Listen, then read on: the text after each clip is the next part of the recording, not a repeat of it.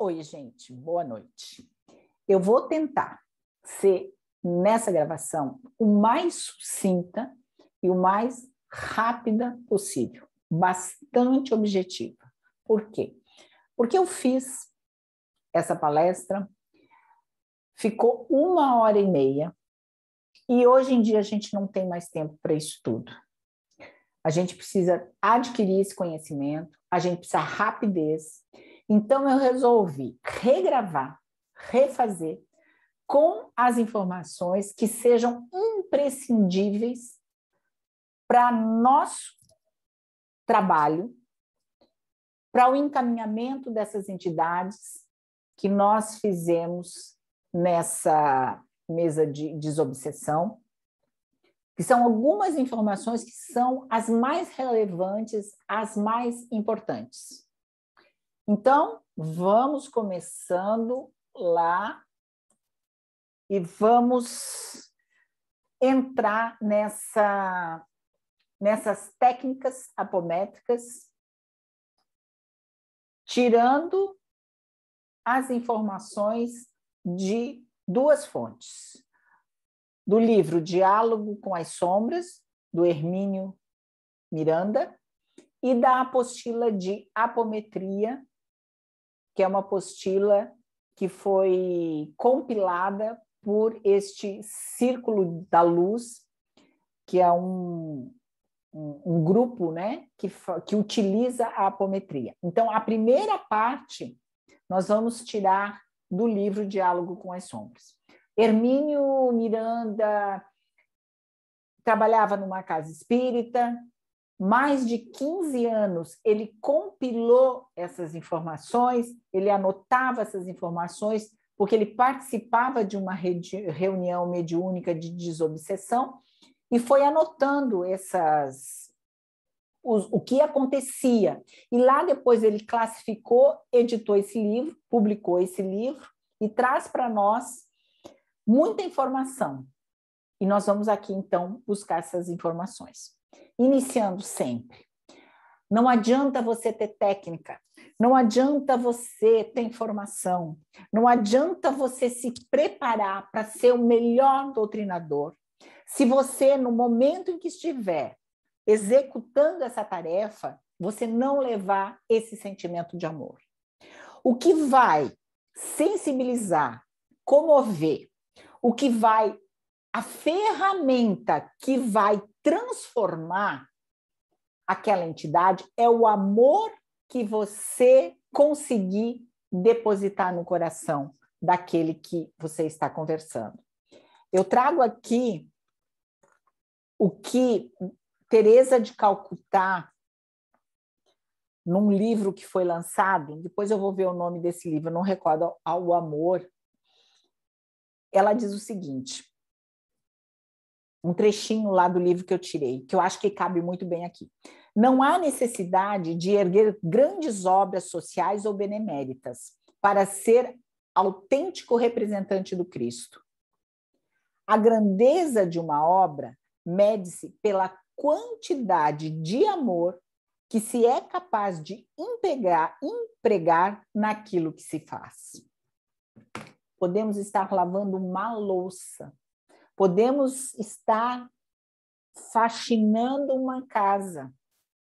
Tudo será grande pelo tanto de amor que eu consegui colocar naquela tarefa.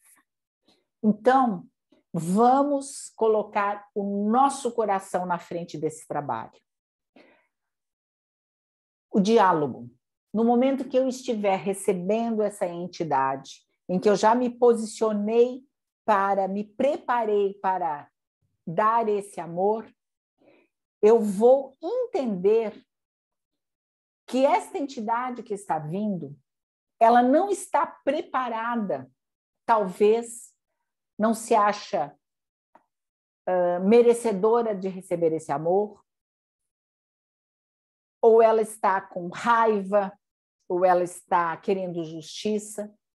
Então, nesse momento em que eu vou me colocar como uma encaminhadora, como uma doutrinadora, eu não posso ter na minha mente que eu tenho que vencê-la. Porque o que Hermínio fala é que o diálogo ele não se estabelece via competição.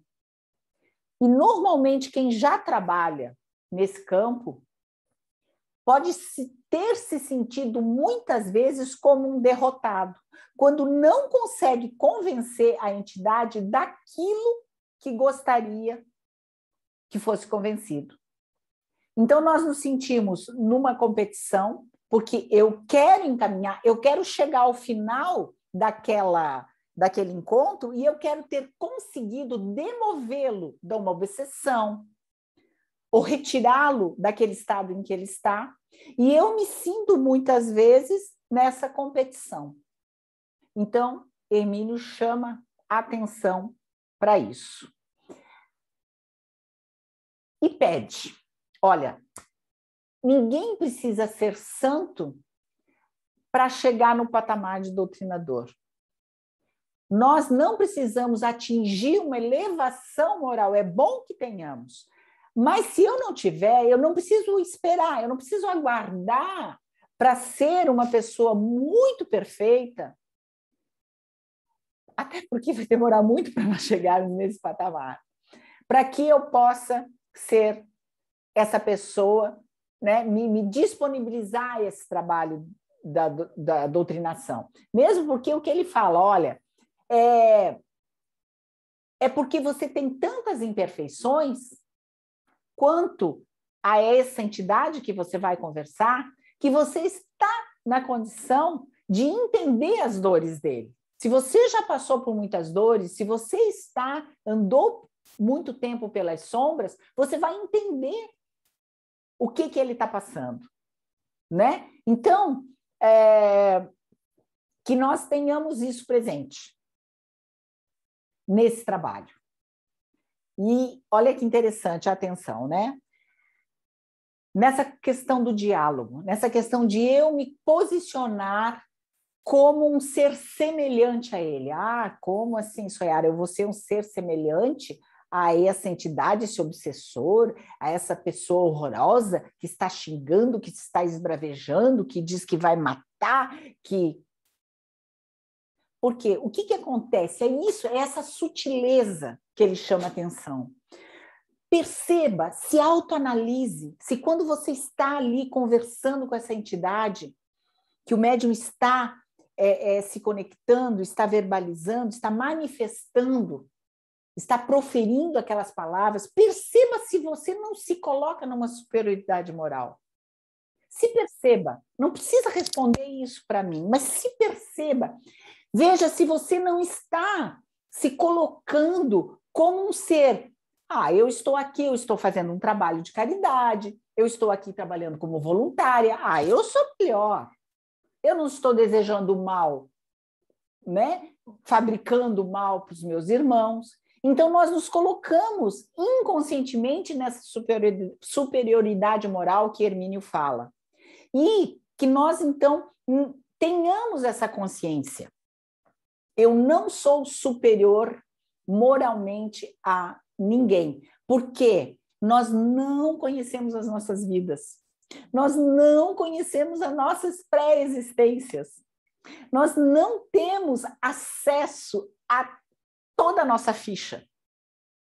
Então, seria uma superioridade momentânea e ainda por cima falsa.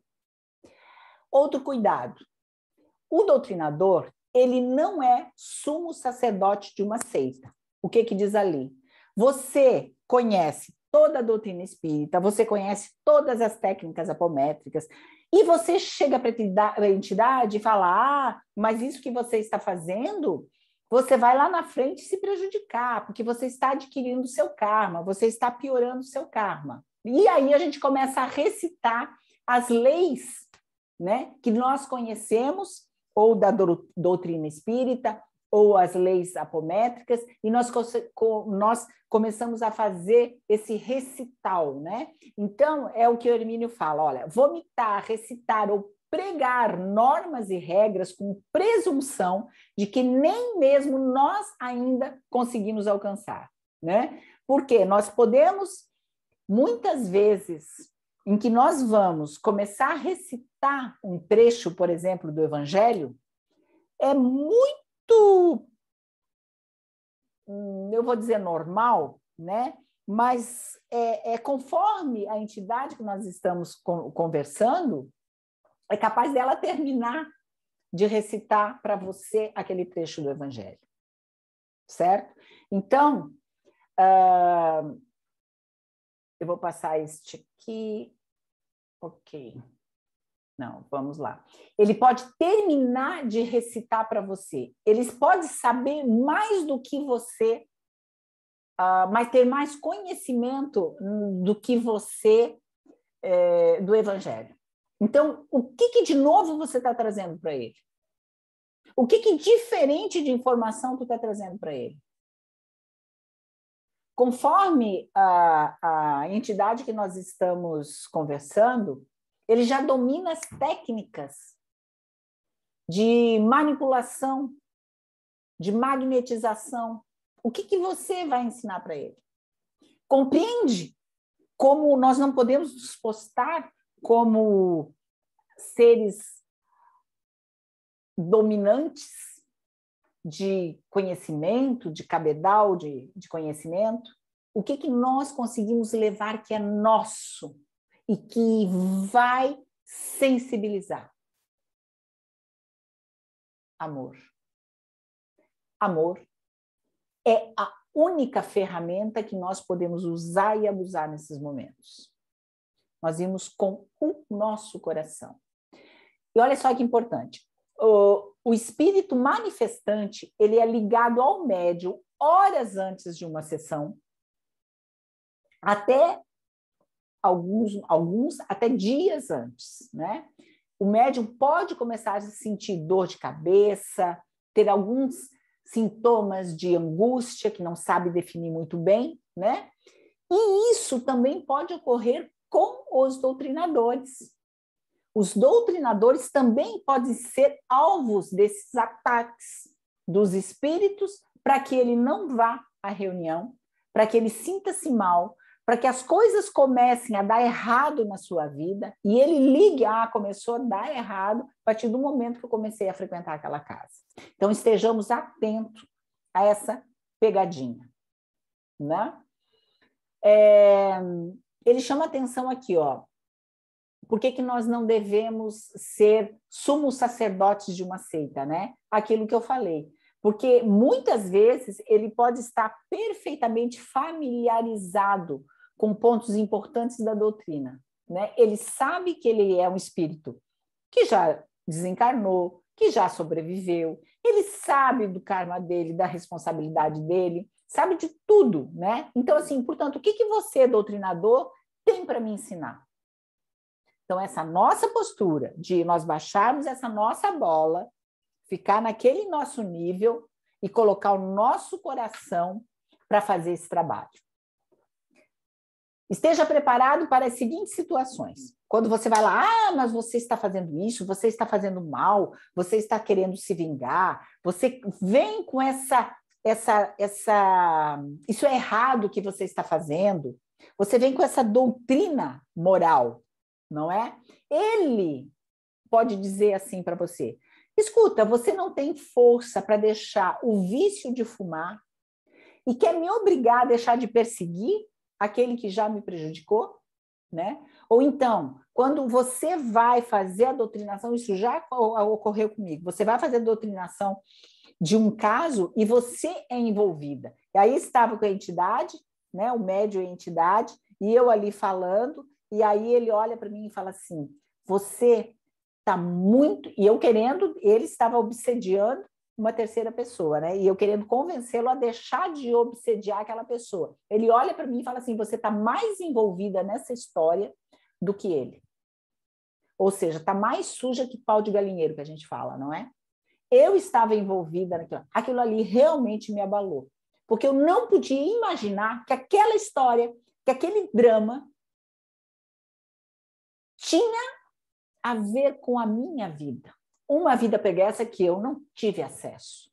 Então, olha como é importante nós nos posicionarmos de uma forma muito humilde nessas questões.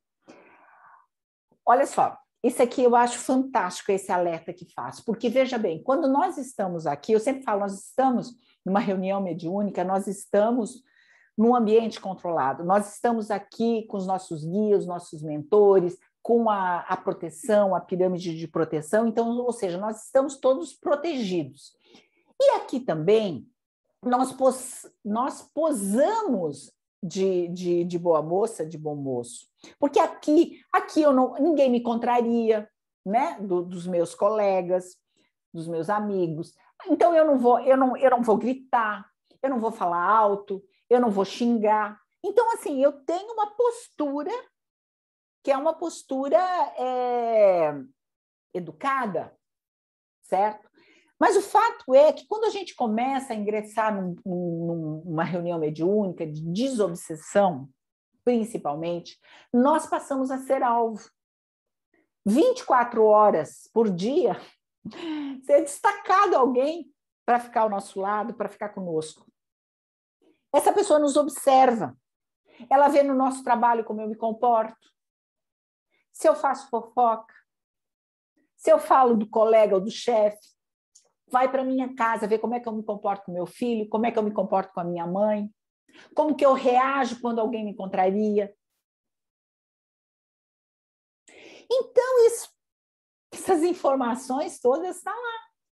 E aí eu vou doutrinar essa pessoa, ele já tem toda a informação. E aí ele me fala assim, olha, eu conheço você. Eu sei como você reage quando alguém lhe contraria. E está aqui, posando de santo para mim? Não preciso dizer mais nada, né? Vamos passar aqui. Aqui, ó, eu quero chamar... Isso é muito importante. Quando a entidade chega, né?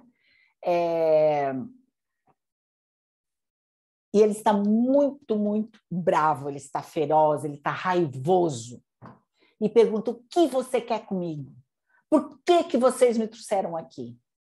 Para esses espíritos, por favor, evite falar, eu vim aqui para te ajudar. Ele pode estar sim precisando de ajuda, mas ele não tem consciência de que ele precisa dessa ajuda. E você falar essa frase, eu vim aqui para te ajudar, vai deflagrar nele mais raiva, mais ódio. Então, não fale, eu vim aqui para te ajudar. Para espíritos que estejam ainda arraigados nesse ódio, ainda na questão da batalha pela justiça que ele acha que tem que fazer. Então, essa frase, eu vim aqui para te ajudar, ele não está precisando de ajuda. Você vai despertar nele um ódio, porque quem que a gente ajuda? Você ajuda quando alguém está aqui, você está bem, você está saudável, você está com todos os recursos. E você vai ajudar quem? O mendigo, né? Quem não tem nada, quem está precisando.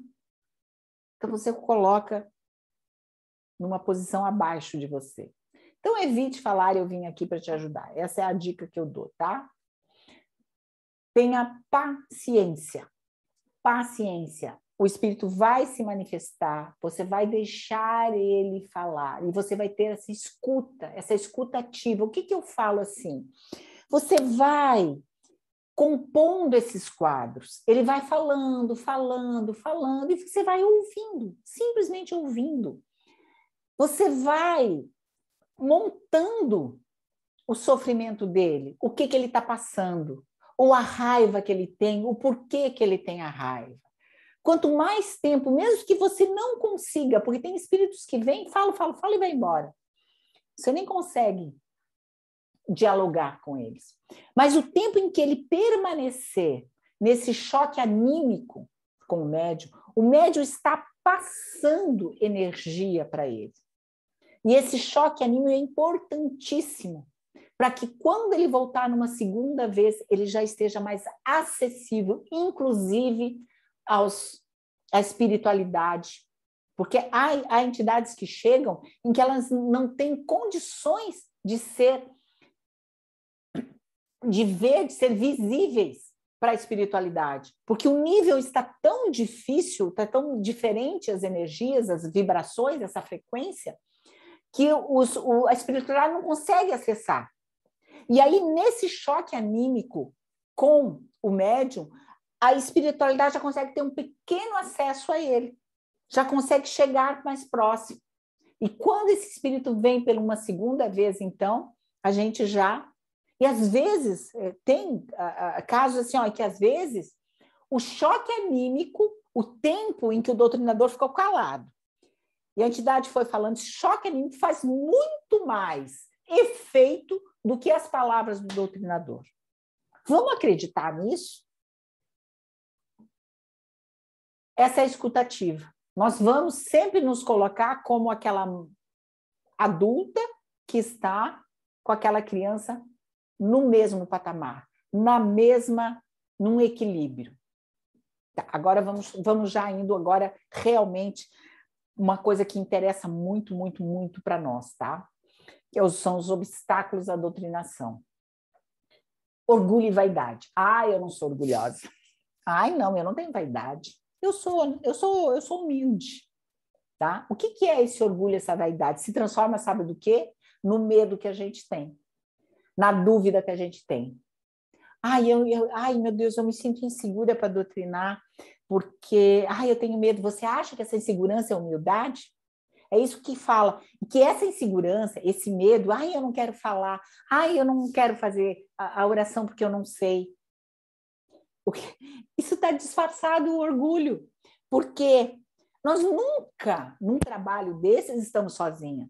O seu guia vai estar aqui, o seu mentor vai estar aqui. Quando você vai fazer um encaminhamento, uma doutrinação, tenha a certeza de que você está sendo amparada pelos teus guias, pelos mentores. Então, não é eu sozinha que vou estar fazendo esse encaminhamento. Não é de mim apenas que vêm esses pensamentos. Pode ser, sim, também. Mas é o meu guia que está me encaminhando, que está me intuindo, que está me ajudando. É o trabalho deles. Eles também crescem com isso. Então, nós temos esse orgulho e essa vaidade de nos acharmos incompetentes é porque nós não acreditamos que fazemos esse trabalho em dupla. Ok? Um script. Nós não vamos usar script. Eu vou dar banho de cachoeira, eu vou dar água, eu vou tocar roupa. Essas questões, essas são técnicas usadas na apometria. Mas não necessariamente que toda entidade que chegar, eu tenha que passar por esse script. Eu não posso fazer isso. Eu tenho que ouvir, eu tenho que escutar, eu tenho que ver a situação, no momento em que eu for falar, eu saber o que eu vou fazer. Eu tenho que escutar a minha intuição, os meus guias que estão ali, para que eu possa falar na hora certa e a coisa certa. Então, não tem um script. Porque eu sempre faço assim, eu sempre volto ele na vida passada, eu sempre jogo ele para o karma lá na frente para ele ver, eu sempre coloco o espelho para ele ver. Não. É importante que eu estude, que eu saiba as técnicas, mas é importante eu ter essa sensibilidade, eu tenho essa paciência, e eu vou usar para cada situação uma técnica. Às vezes eu não vou usar técnica nenhuma, às vezes eu vou apenas ouvir. Eu sinto que ele veio porque ele quer desabafar, ele quer falar e ele vai embora. É essa sensibilidade que a gente tem que colocar. Então, não tem script. Preste atenção e use a técnica adequada para cada um, tá? Dúvida do que eu vou falar, receio de falar a coisa errada. Todo mundo tem. Todo mundo tem, mesmo com experiência. Às vezes acontece alguma situação que você, meu Deus, e agora? Eu quero voltar um pouquinho que eu esqueci ali do script. Você pode falar para ele que vai dar um banho nele e ele desencarnou e está preso numa situação em que ele morreu afogado. Então, você não pode dar banho em todo mundo. Você pode chamar a mãe para todos eles. Eu vou chamar a sua mãe aqui, que é a pessoa que te ama. A mãe pode ter matado ele nessa vida. Compreende que você não pode ter como regra essas classificações, essas técnicas, que você vai saber que você vai chamar alguém no determinado momento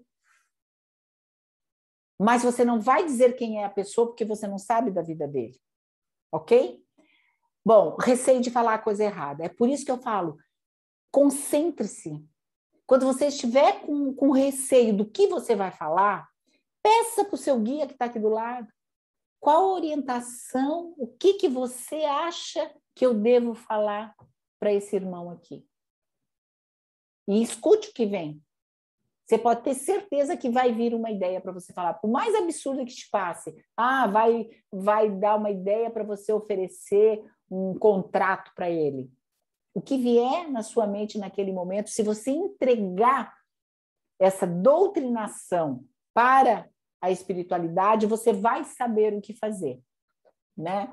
Egoísta. É aquela pessoa que não gosta ou se incomoda quando os outros doutrinadores vêm para te ajudar. Então, isso num grupo mediúnico não pode existir. Eu estou aqui fazendo encaminhamento, só um encaminhamento difícil, eu não estou conseguindo, eu não estou evoluindo, e de repente vem alguém do outro grupo, do mesmo grupo, né, da outra cadeira, se aproxima e vem ajudar a fazer encaminhamento. Não é bom. Eu estou aqui, está o espírito aqui com o médium, eu estou aqui, né, fazendo encaminhamento. E aí vem outro aqui, colega meu, outro doutrinador, e fica naquele bate-bola, né, que fala. Fala aqui, o outro fala aqui. O espírito fica louco, ele fica confuso. Quem é que está conversando comigo? O que é isso? Então, a gente não faz assim, tá? Você vai aproximar daquele que está, doutrinador, vai dar um... Eu normalmente chego, porque eu estou lá concentrada, estou lá, e aí chega o mentor, o guia me fala, olha, tá vendo aquele caso lá que está confuso e tal, vai lá e faz isso e aquilo. Eu obedeço. Eu vou lá, levanto, eu peço licença para quem está doutrinando, dou um toquezinho, falo se eu gostaria de ter um dedinho de prosa com você, né? E aí eu falo aquilo que o guia me intuiu para que eu fizesse. Ou então eu chego no ouvido do doutrinador e fala, oferece, faz isso e aquilo. Olha, busca ajuda, faz aquilo. Compreende? Então, esse tipo de auxílio num grupo, ele é imprescindível e nós temos que estar abertos a aceitar esse auxílio, né?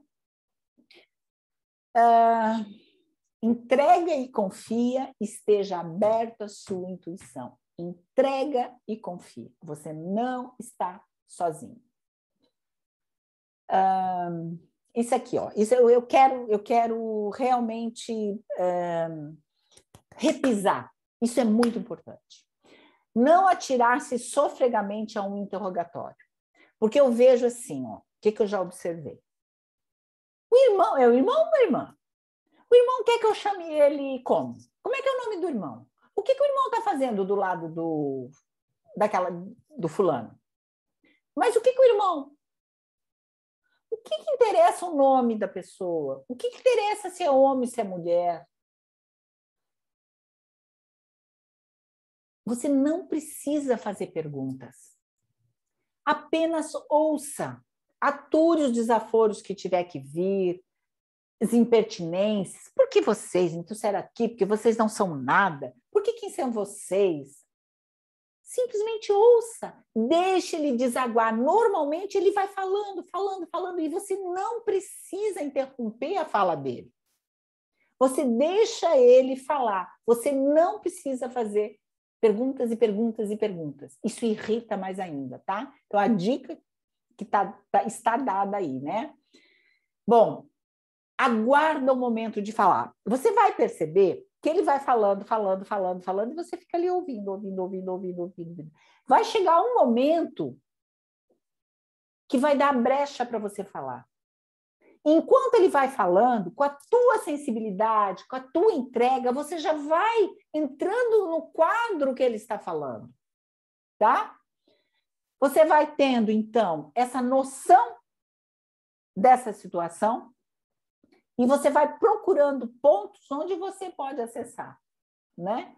Então, com tato, com sensibilidade, com essa observação cuidadosa do que está sendo falado, você não vai começar a se preocupar, meu Deus, o que eu vou dizer? O que eu vou falar? Ele está falando isso e agora o que eu falo? E você está preocupado em você querer falar, em você querer vencer aquele diálogo, em você querer convencê-lo de que aquilo é errado.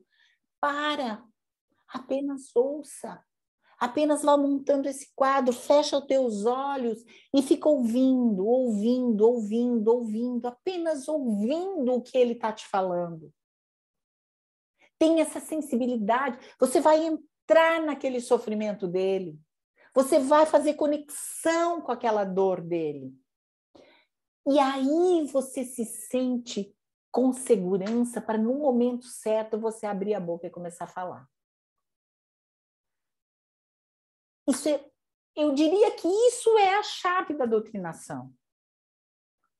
Eu vejo muitos companheiros que, quando a entidade fala assim, quem é você para estar aqui, me trouxe até aqui, me questionando?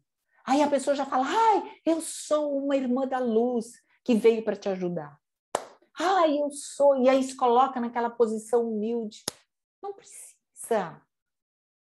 Isso é mais irritante ainda. Não precisa ser assim. Apenas ouça, não precisa dizer nem quem você é, porque assim, ele já vai emendar uma outra frase em seguida. Então, vamos lá.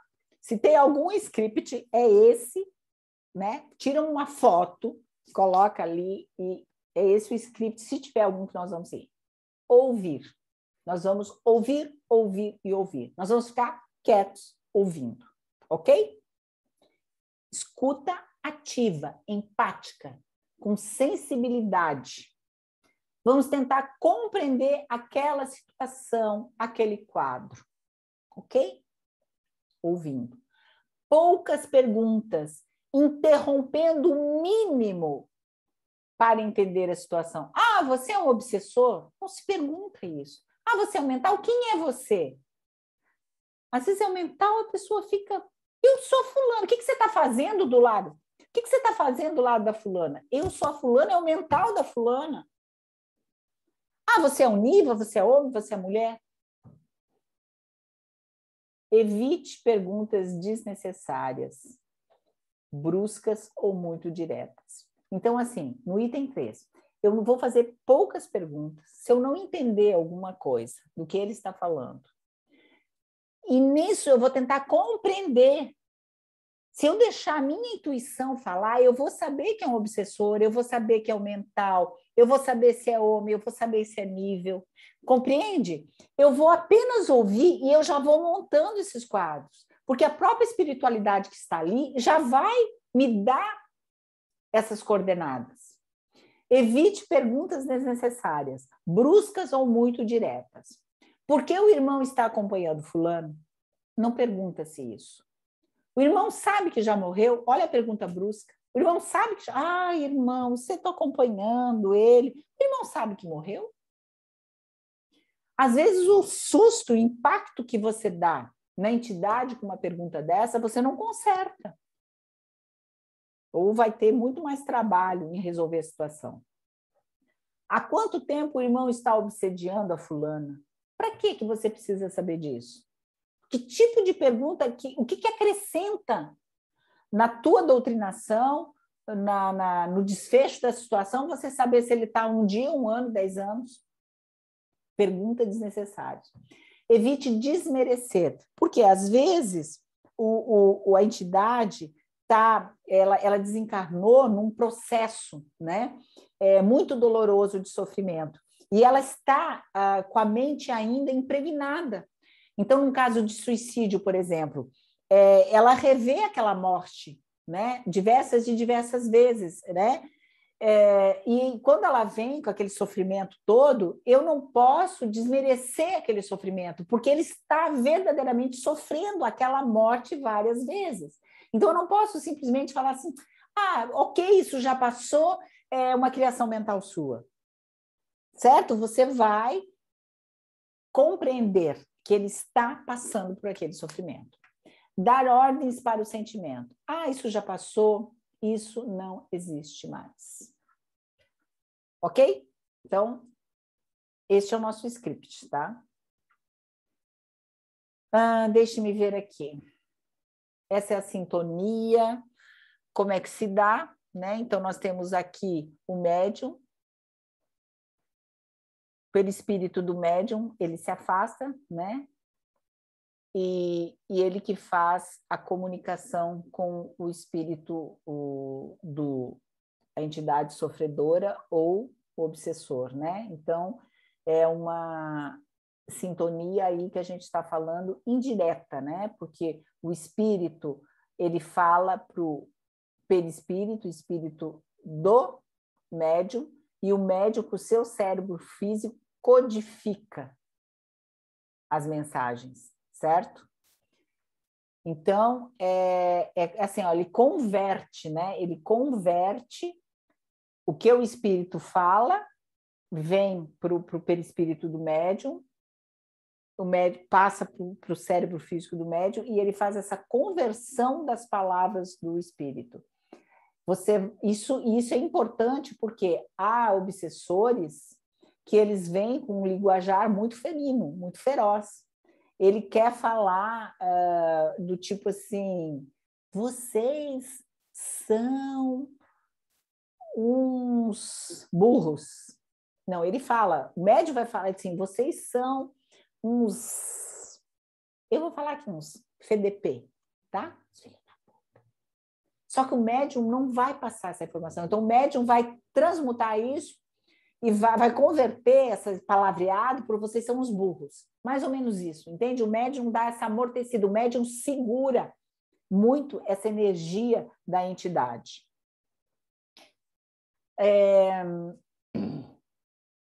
Vamos lá. E nós temos a questão, a outra forma de comunicação, de manifestação, é o fenômeno da voz direta, que daí o espírito, a entidade que vai falar, ele utiliza o aparelho fonador do médium. Então, ele passa essa voz direta mesmo, certo? Ele pega o aparelho fonador do médium e utiliza e fala diretamente pela voz do médium. Nesses casos, há muito assim, a voz do médium modifica demais, né? A gente percebe essa alteração e já não há muito filtro aí, né? Porque ele consegue falar, mais utilizado nesses casos mais para os mentores, mais para os guias, não é? Que a gente não vai precisar fazer essa codificação e nem esse anteparo naquilo que for dito, né? Que vai ser dito. Eu não vou falar nada do corpo mental e desdobramento. Hoje também não vou falar sobre os 7 corpos, etc. e tal. Isso vai ser uma palestra específica, tá? Organização do mal, também não vou falar. Isso aqui também não. Elementais. Olha como tem coisa aqui, tá? Não, os elementais. Aqui. Vamos. Aqui. Eu quero ir direto para cá. Espíritos sofredores. Quando se deparar, esses são os espíritos mais fáceis.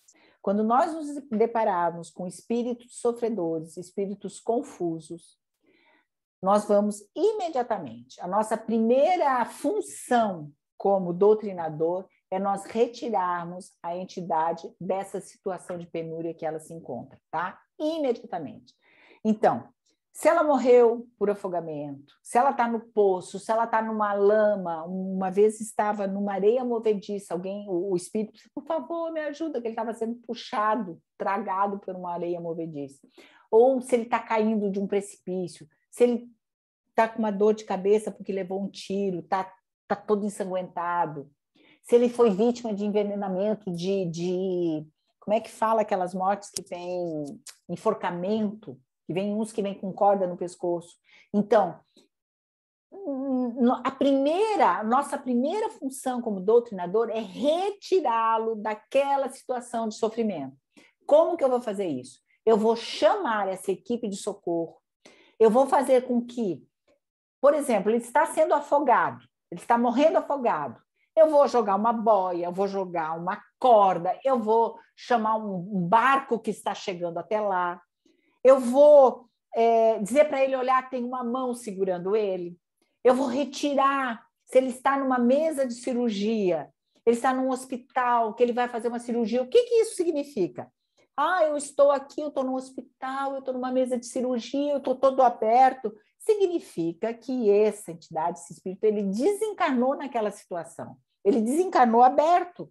Ele está Aconteceu uma vez que ele estava numa mesa cirúrgica, ele estava aberto, ele estava se vendo aberto. Então, ou seja, ele desencarnou naquele momento, né?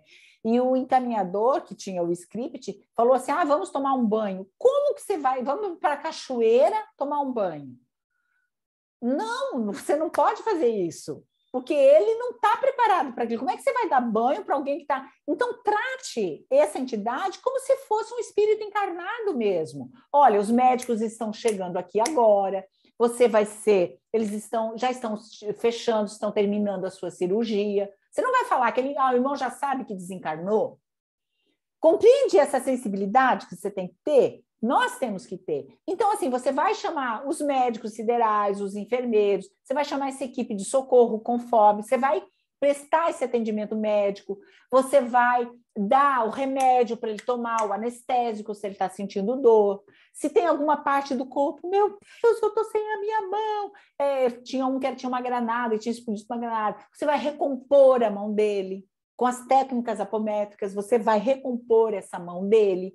Você vai oferecer, né, como eu já falei, os remédios analgésicos para bebê. Ele está nessa posição de sofredor, você vai acolhê-lo naquela situação que for mais aceitável para tratá-lo, tá?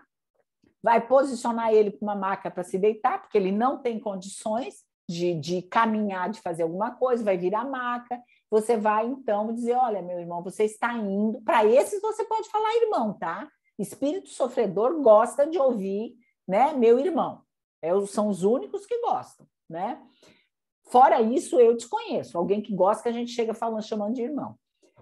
Só depois, né? Depois eles pedem até desculpa, né? Pela grosseria com a gente. Mas assim, você vai então, olha, meu irmão, agora esses irmãos estão aqui e você vai ser encaminhado para esse posto de atendimento, né? Não adianta o doutrinador dizer, nesse momento de penúria, nesse momento de sofrimento, olhe o companheiro ao seu lado, olhe a luz, venha para a luz, seu pai está aqui, isso já passou e você está bem. Por quê? O perispírito dele está mutilado, ele não consegue ver luz, porque muitas vezes ele morreu num calabouço, está até hoje preso àquele calabouço no escuro. Se você acender uma luz, ele vai ficar cego. Então, nós temos que adaptar, na verdade, nós temos que adaptar aquela situação à entidade sofredora. Então, eu vou trazer... ele vai falando, eu estou aqui, é uma masmorra, eu estou preso, me prenderam aqui, tal, você já sabe como é que está. Aí, o que você vai fazer? Eu até botei a figurinha ali, né? Que é uma masmorra e o espírito lá. Eu vou trazer uma vela, uma luz muito tênue. Olha essa luz, essa vela que está chegando. Observe. E você vai trazendo os companheiros com calma, com tranquilidade. Estamos chegando aqui, né? Se ele levou um tiro, se ele teve um caso uma vez que foi um espírito que desencarnou andando a cavalo. Ele caiu do cavalo e bateu a cabeça numa pedra e desencarnou, estava lá, né, com a cabeça sangrando. Então, eu não posso chamar uma ambulância, porque era uma época em que não existia ambulância. Então, eu vou adaptar as condições, os recursos às condições da época daquele espírito. Como que eu vou saber disso? Ouvindo, porque mas o irmão consegue entender. Tente se lembrar onde o irmão estava, como que essa ferida se fez na sua... eu estou lembrando, porque o choque anímico já vai projetando no corpo dele energia de tal forma que ele vai deixando de ficar confuso. Então, ele já vai começando a lembrar, é verdade, estava andando a cavalo, aí você estava andando a cavalo, caiu do cavalo, e vai, e aí, olha, já estão aqui, veja, já estão, esses amigos, companheiros nossos já estão aqui, mas eu não vou chamar uma ambulância para trazê-lo, né? Eu vou chamar uma padiola, vou chamar algo à época para fazer esse auxílio, ok? Bom, eu acho que era isso que eu queria passar por hoje, né? Isso, os demais aqui são os tipos. Esse aqui é muito interessante, o que o Hermínio Miranda fez, porque ele classificou, pelos anos e anos de experiência que ele teve nessa reunião mediúnica, ele classificou os tipos de obsessores, né? Então, tem todos os obsessores, quais são as características, como que eles se apresentam para nós e como que nós podemos agir nesse diálogo com eles para sensibilizá-los para vir para a luz.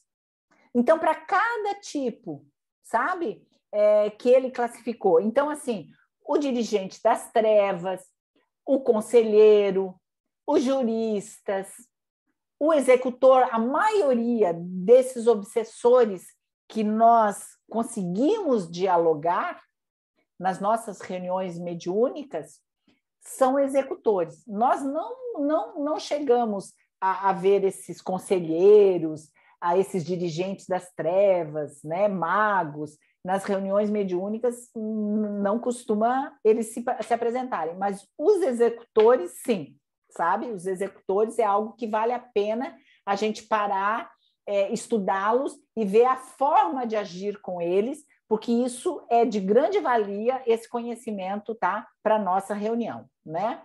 Materialista, intelectual também, o vingador, muito comum que venha querendo se vingar, não é?